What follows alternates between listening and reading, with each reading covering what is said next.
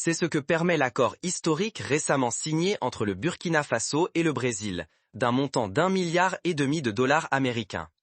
Ce n'est pas un simple document administratif, ni un échange commercial anodin. C'est le symbole d'une rupture profonde avec des décennies de dépendance, d'humiliation silencieuse, de résignation imposée. Prenons l'exemple du Mali dans les années 90. Lors de la crise du coton, les programmes d'ajustement structurel dictés par la Banque mondiale et le Fonds monétaire international ont obligé le pays à ouvrir ses marchés, à brader ses récoltes, à abandonner des filières entières. Résultat, des milliers de familles ont perdu leurs terres. Le paysan malien, autrefois fier de nourrir sa communauté, est devenu dépendant des aides alimentaires venues du Nord. Pour comprendre la portée de cet événement, il faut remonter l'histoire. Pendant des décennies, l'Afrique a été réduite à un marché captif. Depuis les années 50 du siècle dernier, les États-Unis, puis l'Europe, ont inondé le continent de denrées subventionnées. Blé, maïs, riz, soja. Les gouvernements africains, soumis à une pression politique et économique intense, se sont vus imposer des politiques agricoles qui favorisaient l'importation au détriment des productions locales. Imaginez la scène. Une journée ordinaire dans un marché de Ouagadougou. Sous le soleil brûlant, les étals débordent de céréales, de fruits, de légumes. Mais cette fois, un détail bouleverse la routine. La majorité de ces produits viennent des terres burkinabées, cultivées par des mains africaines, avec des semences adaptées, des machines pensées pour ce sol, cette météo, ces défis. Fini le temps où le riz venait d'ailleurs, où le blé était livré par cargos étrangers, où les graines étaient brevetées à des milliers de kilomètres. Ce système a été conçu pour durer. À chaque sécheresse, chaque crise, les cargaisons humanitaires arrivaient, auréolées de solidarité, mais toujours assorties de conditions cachées. En Éthiopie, lors de la famine de 1984, l'aide alimentaire occidentale a été utilisée comme levier pour imposer des réformes économiques drastiques, souvent en contradiction avec les besoins des populations locales. Pourtant, l'Afrique n'a jamais manqué de potentiel. Le bassin du Congo, les plaines du Nigeria, les hautes terres de l'Afrique de l'Est, des millions d'hectares fertiles, des populations jeunes et dynamiques, des savoirs traditionnels éprouvés depuis des siècles. Mais ce potentiel a été systématiquement sous-estimé, voire saboté, par des politiques qui privilégiaient l'exportation de matières premières brutes et l'importation de produits finis. Le pacte entre le Burkina Faso et le Brésil vient briser ce cercle vicieux. Pourquoi le Brésil ? Parce que ce pays, longtemps colonisé, marginalisé, a su transformer son agriculture en quelques décennies. Dans les années 70, le Brésil importait la majeure partie de sa nourriture. Aujourd'hui, il est le deuxième exportateur mondial de soja, un leader dans la production de maïs, de café, de sucre. Cette transformation s'est appuyée sur l'adaptation des techniques agricoles aux réalités locales.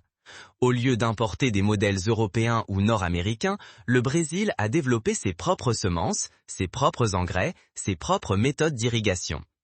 Il a misé sur la formation des ingénieurs agronomes, sur la recherche appliquée, sur la coopération entre universités et exploitants. L'accord Burkina Faso-Brésil ouvre une nouvelle ère. Il montre qu'un partenariat équitable est possible, sans domination ni paternalisme. Il offre un modèle alternatif à la révolution verte imposée par le Nord, souvent inadapté aux réalités africaines. Ce mouvement s'inscrit dans une dynamique plus large. Depuis quelques années, plusieurs pays africains cherchent à rompre avec la dépendance aux importations. L'Éthiopie investit massivement dans la filière blé. Le Nigeria relance la production de riz local. La Côte d'Ivoire mise sur la transformation du cacao. Mais ces initiatives restaient isolées, limitées par le manque de coopération sud-sud et la pression constante des multinationales occidentales. Pour les acteurs occidentaux, la menace est réelle.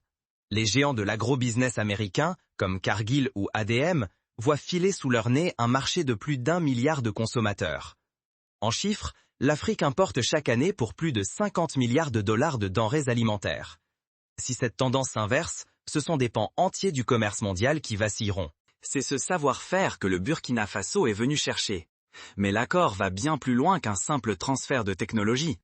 Il prévoit la création de centres de formation agricole, l'installation d'usines de transformation, le développement de filières locales capables de générer des milliers d'emplois.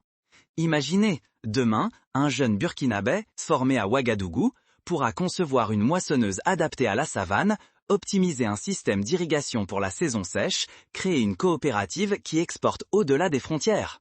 L'inquiétude gagne Washington. Dans les couloirs du Congrès, on s'interroge. Que deviendra l'influence américaine si l'Afrique cesse d'acheter ses céréales, ses semences brevetées, ses pesticides?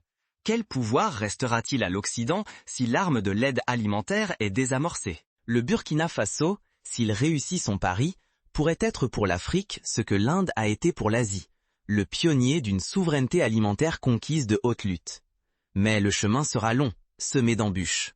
Pour saisir l'ampleur du bouleversement, rappelons un précédent historique. Dans les années 70, l'Inde, confrontée à des famines récurrentes, a lancé sa propre révolution verte. En moins de 2 décennies, le pays est passé d'importateur chronique à exportateur de blé et de riz. Ce succès a permis à l'Inde de s'affirmer sur la scène internationale, d'obtenir une marge de manœuvre politique nouvelle. Quelles sont les étapes concrètes pour transformer ce traité en victoire durable? Premièrement, il faudra investir dans la formation. Chaque année, des milliers de jeunes Africains quittent les campagnes faute de perspective. En créant des écoles d'agriculture modernes, en valorisant les métiers du secteur, on peut inverser cette tendance. Le Brésil a montré l'exemple avec ses instituts agricoles, véritables pépinières d'innovateurs. Troisièmement, il faut investir dans les infrastructures, routes, silos, usines de transformation. L'exemple du Kenya, qui a construit des plateformes logistiques pour stocker et vendre le maïs local, montre que la modernisation logistique est un levier de souveraineté. Deuxièmement, il est indispensable de protéger les marchés africains contre la concurrence déloyale. Cela signifie instaurer des politiques tarifaires intelligentes, soutenir les coopératives locales, lutter contre la contrebande et la fraude. Le Rwanda, par exemple, a su relancer sa filière café en interdisant l'importation de grains étrangers subventionnés, en misant sur la qualité et l'exportation directe. Quatrièmement, promouvoir l'innovation endogène est crucial. Au Sénégal, des startups inventent des applications mobiles pour mettre en relation producteurs et acheteurs, optimiser la distribution, réduire les pertes après récolte. L'Afrique n'a pas à copier l'Occident, elle peut inventer ses propres solutions, adaptées à ses réalités. Face à ces attaques, la vigilance est de mise. Il appartient à chaque citoyen, chaque journaliste, chaque enseignant de déconstruire les fausses informations, de valoriser les succès locaux, de promouvoir la confiance en soi. La bataille de l'opinion est aussi décisive que celle des champs. Mais ce mouvement suscite déjà des résistances. On observe des campagnes de désinformation, orchestrées depuis l'étranger pour décrédibiliser le projet. On évoque des risques sanitaires, on agite l'épouvantail de la dégradation environnementale, on tente de semer la peur parmi les populations. Les médias occidentaux, parfois relayés par des élites locaux, multiplient les reportages alarmistes, les analyses biaisées. Cinquièmement, il est vital de renforcer la solidarité panafricaine. L'histoire a prouvé que l'union fait la force. En 1963, lors de la création de l'Organisation de l'Unité africaine, les leaders du continent avaient compris que seule une voix commune pouvait résister aux pressions extérieures. Aujourd'hui, il s'agit de bâtir des alliances régionales pour mutualiser les ressources, partager les innovations, défendre les intérêts africains dans les négociations internationales. L'exemple du Burkina Faso commence déjà à inspirer. Au Mali, au Niger, en Côte d'Ivoire, des mouvements paysans réclament des partenariats similaires. Au Bénin, la filière ananas, relancée grâce à des coopérations sud-sud, exporte désormais vers l'Europe sans passer par les circuits traditionnels dominés par les multinationales. Il faudra donc une mobilisation collective, à tous les niveaux. Les États, bien sûr, doivent défendre leurs intérêts, mais aussi les producteurs, les consommateurs, les diasporas. Chacun peut agir, en privilégiant les produits locaux, en soutenant les coopératives, en investissant dans l'innovation, en transmettant les savoirs agricoles aux jeunes générations. Prenons un exemple concret. La filière manioc au Nigeria. Longtemps négligée, elle a été relancée grâce à la création de petites unités de transformation locales, la promotion de variétés adaptées, l'appui technique de chercheurs africains et brésiliens. Résultat, le pays est devenu le premier producteur mondial, créant des centaines de milliers d'emplois et réduisant sa dépendance aux importations. Mais la route est semée d'embûches. Les multinationales, appuyées par certains gouvernements occidentaux, dispose de ressources colossales pour influencer les politiques, acheter des relais locaux, fausser la concurrence. Souvenez-vous du cas du coton africain. Lorsque le Mali, le Burkina Faso et le Bénin ont voulu imposer des prix justes à l'Organisation mondiale du commerce, ils se sont heurtés à un mur de lobbies américains prêts à tout pour défendre leurs subventions. Ce modèle peut être reproduit, adapté, amélioré. Mais il exige du courage politique, de la persévérance et surtout une vision.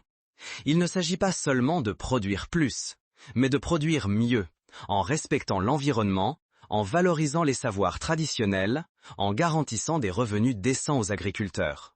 L'enjeu n'est pas uniquement économique. Il est aussi culturel, identitaire, géopolitique. Nourrir ses enfants avec le fruit de sa terre, c'est affirmer sa dignité, sa capacité à décider pour soi-même.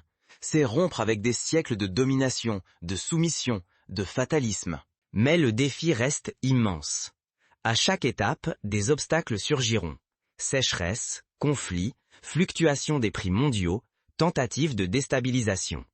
Pourtant, l'histoire regorge d'exemples de peuples qui, face à l'adversité, ont su transformer la contrainte en opportunité.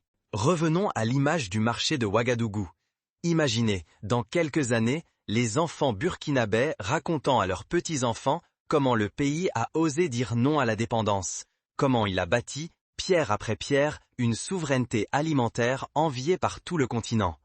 Imaginez ces jeunes ingénieurs, ces femmes entrepreneurs, ces coopératives villageoises qui chaque jour inventent un avenir différent. La Corée du Sud, dans les années 60, était un pays rural, pauvre, dépendant de l'aide étrangère. En investissant massivement dans l'éducation, la technologie, la coopération régionale, elle est devenue en moins de 2 générations un leader mondial de l'innovation. Pourquoi l'Afrique ne pourrait-elle pas relever le même défi? Chaque village, chaque famille, chaque entreprise a un rôle à jouer. Il ne suffit plus d'attendre des solutions venues d'en haut. C'est sur le terrain, dans les champs, les ateliers, les écoles, que la révolution se joue. Pour ancrer ce changement, il faudra aussi repenser la relation à la terre. Trop souvent, les jeunes voient l'agriculture comme une voie de garage, synonyme de pénibilité et de précarité. Il est temps de revaloriser ce métier, de montrer qu'un agriculteur moderne est un entrepreneur, un innovateur, un bâtisseur d'avenir. Le Brésil l'a compris. En valorisant ses agriculteurs, en leur donnant accès au crédit, à la formation, à la technologie, il a réussi à retenir les jeunes dans les campagnes, à créer une classe moyenne rurale dynamique. Ce modèle inspire déjà le Burkina Faso, qui souhaite transformer ses villages en pôles de développement local. Mais la technologie ne suffira pas. Il faudra aussi refonder la confiance entre les producteurs et les consommateurs, entre les villes et les campagnes. Cela passe par la transparence, la traçabilité, la qualité des produits. De plus en plus de villes africaines adoptent des marchés de producteurs, des labels locaux, des circuits courts. Cette dynamique, encore émergente, peut bouleverser la donne en réduisant la dépendance aux importations. Le levier de la diaspora ne doit pas être négligé. Chaque année, les Africains de l'étranger envoient des dizaines de milliards de dollars à leurs familles. Une partie de ces fonds pourrait être mobilisée pour financer des projets agricoles, soutenir des startups, créer des chaînes de valeur locales. Des plateformes innovantes, comme celles développées au Nigeria ou au Kenya, permettent déjà à la diaspora d'investir directement dans des exploitations agricoles, de suivre les résultats en temps réel, de participer à la gouvernance. Enfin, il est essentiel de défendre ce modèle face aux tentatives de déstabilisation. L'histoire récente a montré que les intérêts menacés n'hésitent pas à recourir à tous les moyens. Campagne de presse, pression diplomatique, sanctions économiques, financement de groupes de pression locaux. Les pays qui ont réussi à préserver leur souveraineté sont ceux qui ont su bâtir des alliances solides, diversifier leurs partenariats, anticiper les attaques. L'Éthiopie, confrontée à des tensions avec ses voisins sur la gestion de l'eau du Nil, a su mobiliser sa population, impliquer la diaspora, négocier avec des partenaires alternatifs. Le Rwanda, cible de campagnes de dénigrement, a investi dans la communication, la transparence, la diplomatie économique. Le Burkina Faso pourrait s'inspirer de ces exemples pour anticiper les défis à venir. Mais la réussite dépend avant tout de la capacité à mobiliser la société autour d'un projet commun. Les réformes imposées d'en haut, sans participation, sans adhésion, finissent toujours par échouer. C'est pourquoi il est crucial d'impliquer les communautés villageoises, les femmes, les jeunes, les entrepreneurs, les chercheurs, les syndicats. Les consultations citoyennes peuvent être organisées pour définir les priorités, adapter les innovations, identifier les obstacles. Des plateformes numériques permettent déjà à des milliers de producteurs de partager leurs expériences, de mutualiser les outils, de lancer des appels à projets. C'est cette intelligence collective, cette énergie partagée qui fera la différence. Ensemble, faisons de ce pacte une promesse tenue, une victoire partagée, un nouveau départ pour l'Afrique et pour tous ses enfants. Le choix est entre nos mains. Rester spectateur ou devenir acteur. Attendre ou bâtir. Subir ou conquérir. Chaque geste compte, chaque initiative pèse. Plus que jamais, l'Afrique a besoin de l'engagement de tous, de la vigilance, de la solidarité, de l'audace. En définitive, l'accord entre le Burkina Faso et le Brésil n'est qu'un point de départ. Il ouvre une brèche, allume une étincelle, mais il appartient à chacun de transformer l'essai. L'Afrique a souvent été le théâtre de révolutions avortées, de printemps brisés, de rêves confisqués. Cette fois, l'occasion est unique. Saisir son destin, reprendre la maîtrise de son avenir, inspirer les générations futures. Le monde observe, inquiet ou admiratif. L'histoire s'est pris. À Ouagadougou, à Brasilia, à Dakar, à Bamako, à Kinshasa, à Lagos, à Abidjan. Une page se tourne, mais la suite dépend de nous. Refuser la fatalité, oser la souveraineté, défendre la dignité. Voilà le défi, voilà l'opportunité. La révolution agricole africaine ne se fera pas en un jour, ni en un an. Mais chaque pas, chaque champ, chaque récolte nous rapproche du but. Saisissons cette chance, écrivons ensemble la suite de l'histoire.